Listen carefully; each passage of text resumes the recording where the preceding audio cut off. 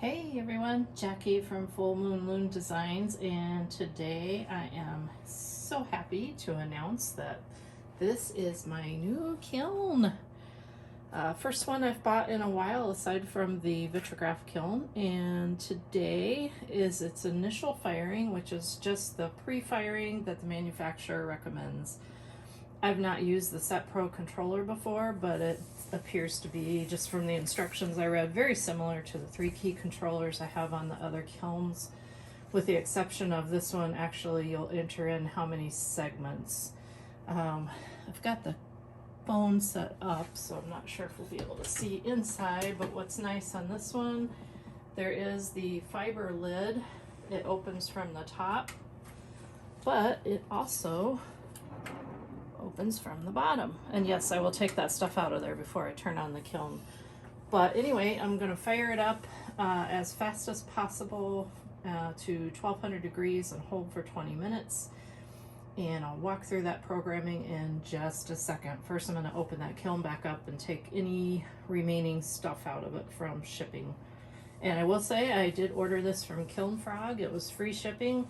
They said 8 to 10 weeks. I ordered it, I believe it was November 1st or 2nd, and it arrived this week. So even with COVID, it was right on time. And while I was hoping I would get it by Christmas, I figured it would be more around the 1st of January, and that's exactly when it arrived, was this week. So anyhow, I'm gonna pause the camera, I'm gonna empty out the kiln, and when I come back, I am going to walk through the program.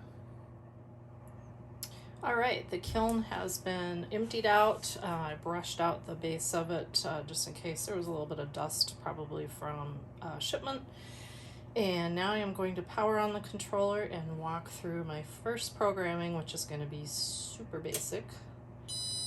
For this one, I just got the 3-key controller because that's what I'm used to. 12 keys seems a little bit excessive, at least for what I do. I don't need to store a ton of programs. I don't need a lot of fancy stuff when it comes to programming. I just need to be able to program my segments. And this one does come, like many of them, with some presets. I don't use those personally. I prefer to create my own programs. So we are going to start cycling through this. The switch is on the back, if I didn't say that. So I'm going to start by hitting this first button. And as you can see, there are some glass presets. I don't care about those. We're going to cycle through bead, ceramic. Here's custom. That's what I want. So I'm going to hit yes or go, enter. It's set for, I believe there's 4 programs, just like my Paragon, 2, 3, 4. Yep. And again, I don't need to store a ton of programs. I always make notes of the programs I use so I can come back and easily enter them. So I've got it set to user 1.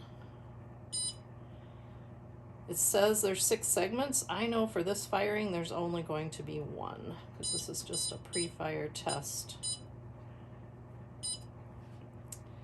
We are going to ramp as fast as possible. So I believe if it's like every other one,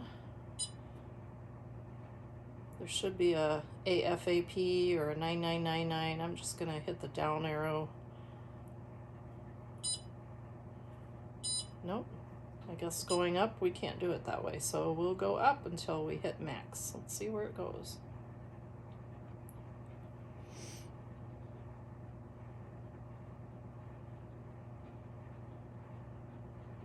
Full. All right, this one does say full. Some of them say full. I think some of them will just read 9999. This one does say full. And I want to go to 1200. So again, I'm going to hit my up arrow. Oops, went a little too fast there.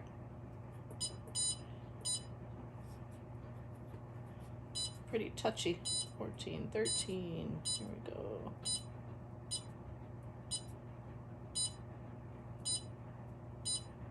There we go. So we're going full to 1200. I'm going to hit enter. And we want a 20-minute hold is what the manufacturer had recommended. It's just easier to click up. So we've got that holding for 20 minutes. I'm going to hit enter. I think that's telling me it's ready, R-E-D-I.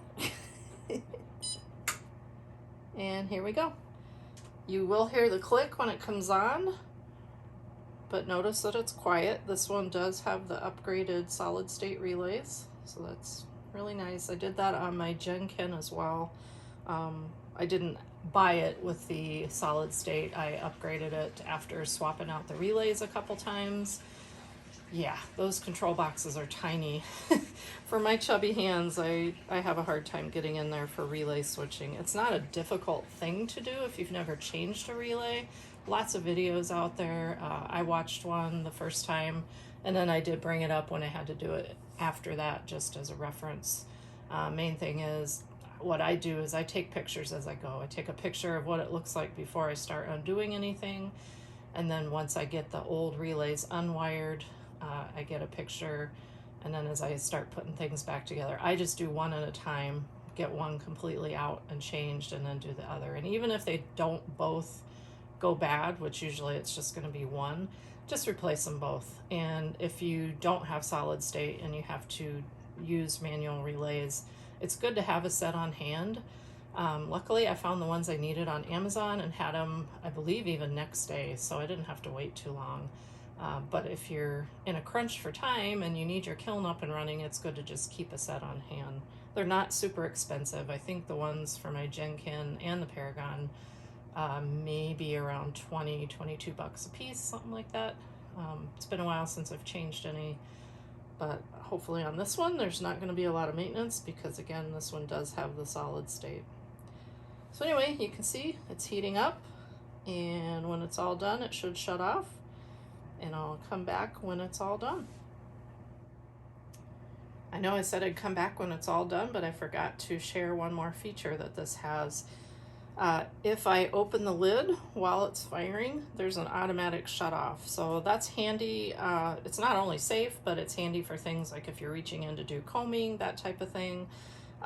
You don't risk having the power going to the coils. So watch this, or listen for this. You'll hear it kick off. There you can see the coils are already heating. And it's back on. Just a little feature I wanted to share. All right, this guy is just about done. It's down to its last minute of the 20-minute hold. It took exactly a half an hour for it to hit 1200 going full speed, and it's just about wrapped up its hold. We'll hear the alarm in just a minute. You'll hear it as I hear it, because I haven't heard it yet. And I wanted to add, I don't think I mentioned earlier in the videos clips, that this is the Evenheat STP Set Pro, I believe it is, 17.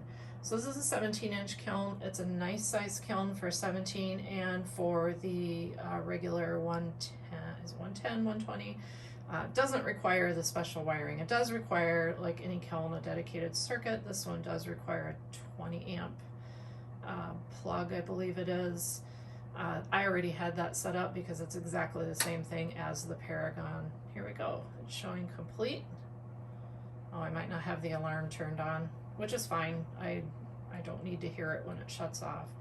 But here we can see it just finished. We see 55 minutes. Okay, maybe it was 35 minutes to get to temp and not 30 minutes, because it was a 20-minute hold.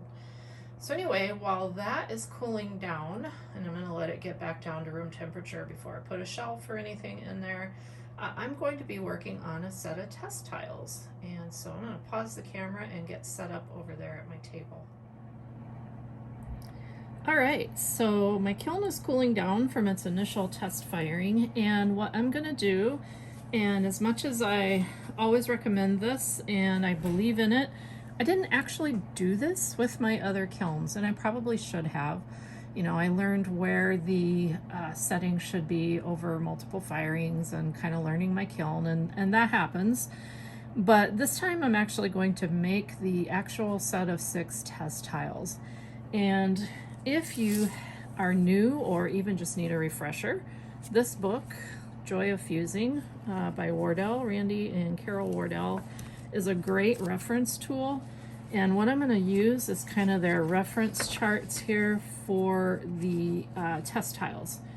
And I'm gonna do 6 of them. I cut my base layer 6 inches by 3 inches, and then I cut some various colors and types of glass here. I cut some opal, lemongrass, white, black. I do have some little strips of luminescent clear, and then steel blue, which actually is pretty dark, but this is really a test too, so I can see how this looks fired, because I don't think I've used just the sheet steel blue in much, maybe one piece. And I know it can have different effects depending on if it's capped or not. So it may look different on what's going to be the bottom side versus the top side capped. And what I mean by that is I'm going to take my clear glass, I'm going to, after I clean it, add my pieces. Normally between layers, I sift a layer of clear powder. You've probably seen me do that in other videos. I'm not going to bother with that today, only because I'm using a lot of smaller pieces. And I shouldn't get bubbles trapped, because there will be spaces for the air to get out. The other thing I'm going to do is, once I get these pieces put on here, I'm going to set them with some hairspray, and then I'm going to flip it over so that the pieces, the individual pieces, are on the bottom. And I like to, whenever I'm doing strips or multiple pieces like that, I like to have them as the bottom. You'll get a crisper design. Again, these are test tiles, it doesn't really matter, but why not make them look good? So I've got some various pieces of glass cut that will fill my 3x6 panel. I also have some stringers on hand, and I have some scrap pieces of other projects, so I'm not going to open a new tube or anything. I do have some pieces of, what do you call it, cane or millefiori, pieces that were cut from cane. These are some that were gifted to me. I chopped them down, and the person that gifted them to me, thank you very much. They are made by Lori Moreno is the artist, but she no longer does 96 is my understanding. I believe it's Beth Alongi, if I'm saying her name right. They both have Etsy shops, and I have been eyeing more of these little leaves I just love. So I'm going to probably get more of those, but these are just little bits and pieces. And I thought I would just grab a little bit of frit to sprinkle on. Maybe I'll put this up there on the green area. And I may add some other embellishments as well. But the purpose of this, going back to test tiles, they won't all fuse in the same kiln load. I'm gonna do, and yes, this is a little bit wasteful as far as space in the kiln, but it's gonna be worth it, because I wanna know at what temperatures, you know, where the programs are gonna be best for a tack fuse, a full fuse, etc. In the book, it has actually 6 different schedules, from elevated tack, dimensional tack, texture fuse, contour fuse. And to me, I kind of think of those as the same, but I am actually going to follow the directions and use these schedules just so that I know exactly how they were fired. I'll probably print out these little tables and attach them to the back once they're done. But anyway, there are 6 different ones, so they go from elevated tack all the way up to a deep fuse. And if you do look in the book, that you'll see that the difference, you know, you can see in each picture how much different the fuse level is. So that's what I want to do with the test tiles that I'm doing. Is the first one I'll put in at a dimensional tack, and then I'll just, once that program's done, I'll fire up the next one, and so on until I get through all of them.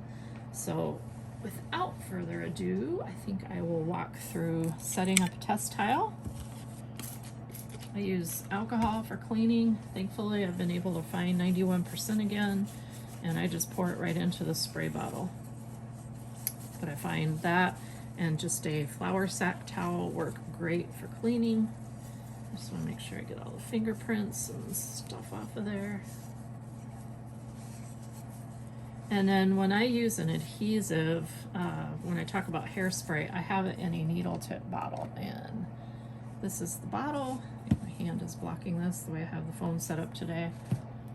And I also will show you, excuse my reach, it's just cheap Suave hairspray in a pump bottle. So I pour some of that in a needle tip bottle, and it works great. The other thing I have that I will probably spray on here for when I sprinkle on some frit is this Synthropol. If I can find my jar.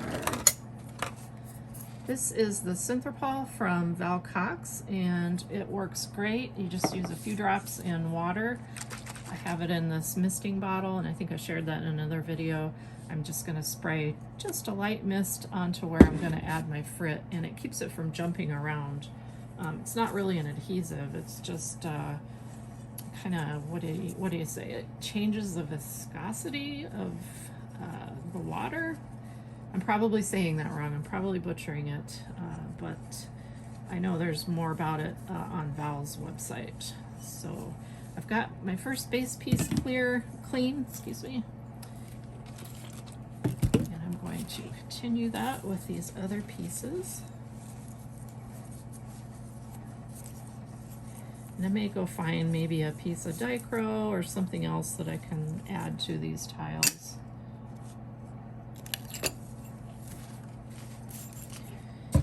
Apologize, I don't really have the phone set up in the best spot, so when I reach for things I'm going to be blocking that, but you'll still get the idea.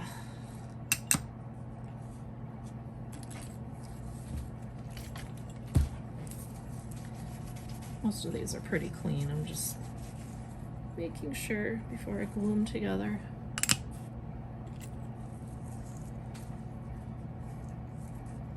Now, we know that luminescent doesn't like to be capped, so I have to look closely. It's always that smooth side is the lumi side, so that will be out.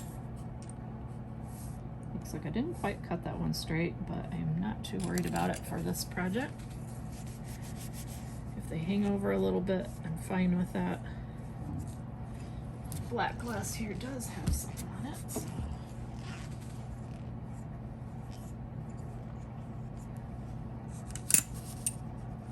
So there is my first setup. Hopefully you can see that. And now what I'm going to do is just use the hairspray. This bottle is called, this is really gross, but it's called a worm blower. It's available in the fishing tackle department.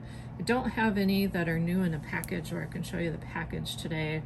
I think I have shared that in the past, but that's what it is. But it makes an awesome needle tip bottle for adhesives.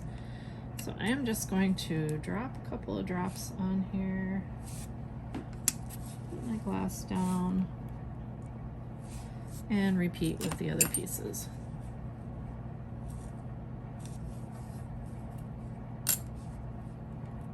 And once I get them all on here, I'll square them up a bit.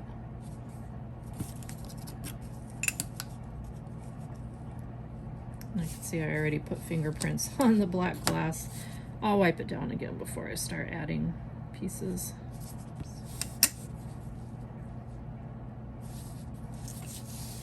And I cut enough so that I can make 6 identical pieces, and the reason for that is just so that you can compare if you make the same project with the same glass and the different firing schedules, how it looks. Okay, so that looks pretty good. I'm going to let that sit for a few minutes, and once that hairspray sets up, or once that dries, they will be glued together just like glue. So once that happens, I'll come back. I'm going to pause the camera for now, get some laundry going, and when I come back, I'll flip it over and add the components that I want to add.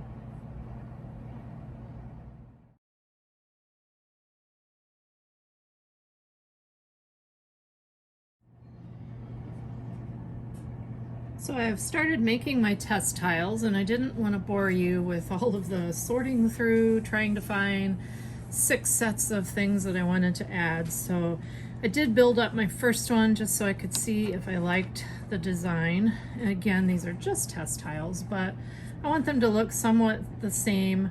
They definitely need to have the same composure as far as thickness and so forth. So, and I want them to be somewhat pretty because I'll probably end up hanging these up. So this is my first one completed. Hopefully you can see that. So what I did was, again, I flipped it over after they were dried. They've been sitting here with hairspray between the layers. This one's ready to go. It's already flipped over. And then I just added my components. And I will walk through doing one just so you can see when I use the mist with the Synthropol for adding the frit, how simple that is. I am going to find something to set this first one on, just in case the hairspray isn't quite dry. Just to move it out of the way while I work.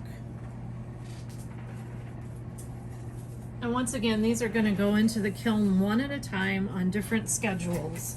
The whole point is to see where my kiln is firing. You know, is 1400 a full fuse in this kiln? Is 1450 a full fuse? Is it 1485 or higher? Those are the kinds of things that I'm going to learn with this test. So I'm going to pull my second one over here. They look a little messy. That's just the hairspray in between, but that does clear off of there, or burn off of there cleanly. I've never had an issue using hairspray. I did discover I didn't quite cut my clear pieces quite long enough, or I may have cut some of the smaller pieces a little bit wider than they needed to be. No big deal. Again, the whole point of this is just testing the firing. And I did not go ahead and pre-cut some of my stringer pieces, but I'm going to do that now, at least for this one, and then I'll finish the rest of them off camera, but I just wanted to walk through one of them. These don't have to be exact, but the two that I cut, I want them to be the same, so I will just line those up. There are different ways you can cut stringer and noodle. I usually just use mosaic nippers. So I had 2 stringers and a noodle. Here we go. In the white section. Apologize, you're probably hearing the upstairs TV. I think my husband's watching a Godfather marathon today. So that is not actual gunfire here. That is just on TV. All right. So I'm gonna set these up on this white one.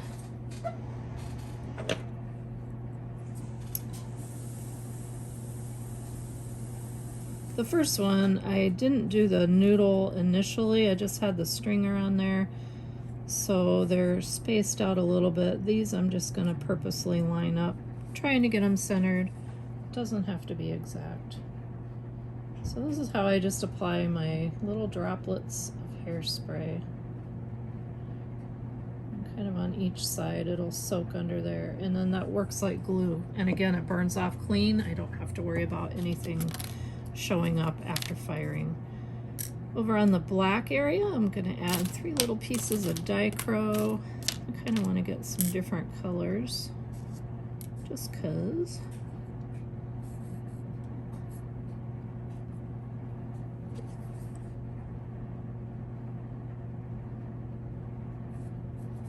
Oops.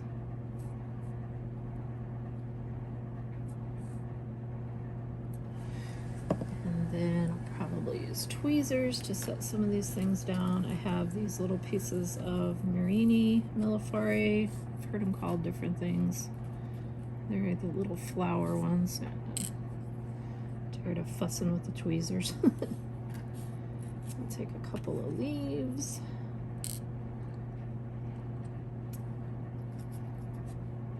I tried to get pieces and parts that were somewhat similar in size and thickness, just so that everything is comparable once firing.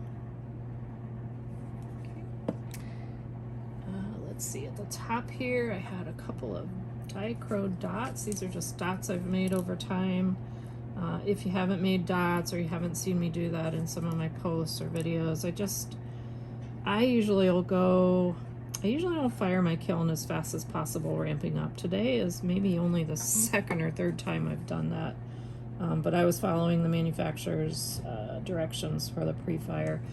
I normally for dots will go 600 degrees an hour up to 1500, hold for 15-20 minutes and just shut off. They don't need to anneal. They're going to anneal in whatever you put them in. So here I'm using some various dots, and you can cut squares. If you've seen some of my other posts and videos, I think these blue pieces here, I don't think these are from Eden pieces cut up. They might be. A lot of times what I've done is just taken projects that didn't turn out or something that broke, and I just start chopping it up and cutting little bits, and they will round up when you use that schedule. So here I've got one of the little decorative dots and a couple of dichroic dots there. And now I believe all I have left, all I have left to put on this is some of the frit that I wanted to sprinkle. And this is where I am using the Synthropol that has been added to the water. And this is just a misting bottle I got at Blick Art Supply. And it just puts a fine mist on there. It's not an adhesive. It just helps keep your frit in place. And yes, it did cover other places. It's okay. This stuff will burn off as well. I'm just gonna put a little bit of frit. This is Val from Val Cox. This is the Violet Peacock. One of the very first colors I got from her, the blends, when I was doing the Eden pieces, and I just love this. It's got a lot of green and some purples.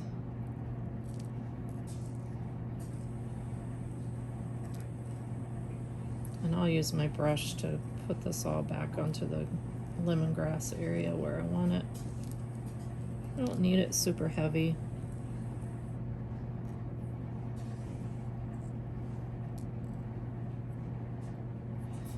So you can see I didn't use very much at all.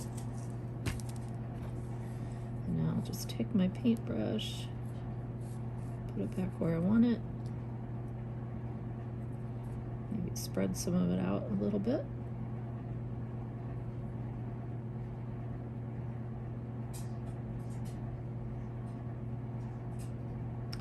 The very first tile I do will be at a lower temp. I believe it was the what was it called? I should look it up before I say it. I think it was called a dimensional tack. Let's just take a look.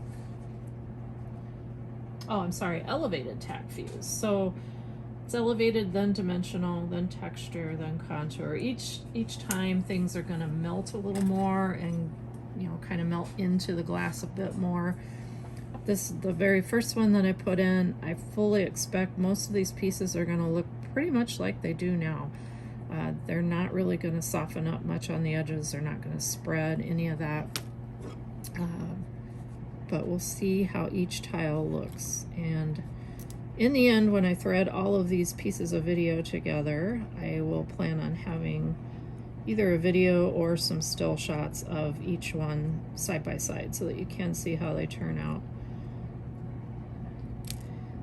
If you have this book, The Joy of Fusing, which is what I'm going to use for the schedules, there's actually also, I believe he references a pattern that you can get from, I think it's on their website, but I didn't use a pattern. I just cut some pieces of glass and cut enough of everything. Okay, I'm just gonna pick that up. Cut enough of everything so that I could do 6 of these. But here's another test tile. I've got 4 more to go. I'll just be setting each one of them up the same and then firing each one by itself at a different schedule, and I'll share how they look in the end. I'll probably be posting some of these videos throughout the process, but once I'm all done with everything, I will have them all in one long video, hopefully not too long, and post that up on YouTube once it's all complete. So,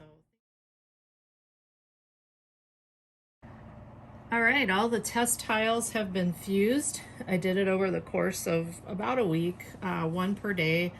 I would just come down when the last one was cooled and I was able to open the kiln. I had the next one going, and I'll show you the difference in these. And I apologize, they're not all clean at the moment because I've been handling them, moving them from upstairs back down here. But anyway, I started, and again, I followed the Joy of Fusing guidelines. There were some schedules in there, and I, for the most part, followed them. Really, for the top temp, I tweaked my schedule a bit, and I can share what I did as well. But I held longer for the anneal, for one thing, because I have a very uneven piece with the cane pieces that are in here, as well as, you know, some layers are 2, some layers are heavier. So what I had done was the clear panels with the pieces on top, but then I flipped those over and added my elements. This one, and as they, oh, by the way, as they came out, I marked them with the temperature for each one. I'll probably do something more formal once I get these set on a frame or something for display. But for now, I just wanted to remember which one was which. This one was the very first one. This was considered an elevated tack. It was $12.45 as my top temp, and basically it looks really no different than it did when I put it in the kiln. All the edges are still very sharp. You know, it's basically, it has just glued the pieces down in that type of fuse. So if you're only looking for a tack, that would be a tack fuse. The next one was a little bit hotter, so that was $12.45. Hopefully I can show you the depth of the pieces so you can kind of see. This is elevated tack. Notice the sharpness, etc. All right. The next one was a little hotter. This one I took to $12.90. Not a huge difference between the two, and all of these I only held for 10 minutes, so all things equal except the top temp. This one, pieces are a little softer on the edges. That's hard to show on camera. I'll try to show them side by side. First one, $12.45. Second one, $12.90. Just a little softening, not a huge difference. And honestly, if I were gonna do what I consider a tack fuse, I'd probably be more on the $12.90, if not $1300 range. So those were the first two, $12.45, $12.90. Now we're getting into the 13s. This one was $13.30. Edges are a little softer.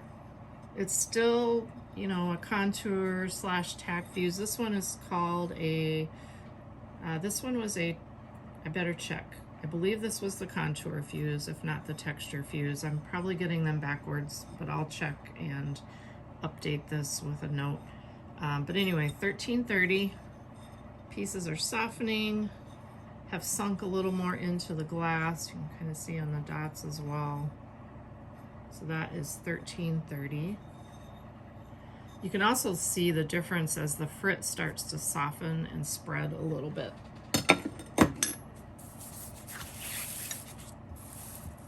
This one, $13.70. Now we're getting, you know, really into a fuse. Everything is softening.